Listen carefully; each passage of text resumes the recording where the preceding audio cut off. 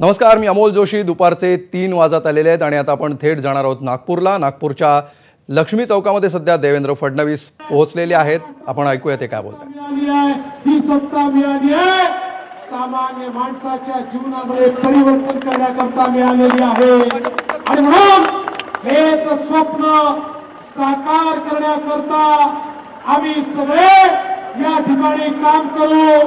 आमचे सहकारी माननीय एकनाथराव शिंदेजी, माननीय अजितदादा पवारजी आणि आमची सगळी टीम अहोरात्र काम करेल आणि महाराष्ट्राची स्वप्न आम्ही पूर्ण केल्याशिवाय राहणार नाही.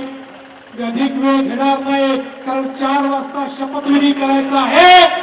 एकदा शपथविधी झाला की 24/7 हे सरकार तुमच्या करता काम करणार आहे. तुमच्या करता पुन्हा एकदा तुमचे सगळ्यांचे मनापासून आभार मानतो आणि विशेषतः नागपूरकरांना तुमचे आभार विशेष मानतो, कारण ही आमची कर्मभूमी आहे, आमची जन्मभूमी आहे.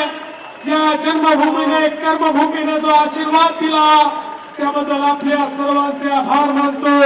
आमचे नेते माननीय गडकरी साहेब, त्यांच्या नेतृत्वात महाराष्ट्रात आम्ही निवडणूक लढलो, ते आमचे चंद्रशेखर बावनकुळेजी आणि त्यासोबत महाराष्ट्रातली सगळी आमची टीम, आमचं केंद्रीय नेतृत्व नड्डाजी असतील, राजनाथजी असतील, आमचे सगळ्यात महत्वाचे आमचे गृहमंत्री अमित शहाजी असतील, या सगळ्यांचे मनापासून आभार मानतो आणि माझं बोलणं संपवतो.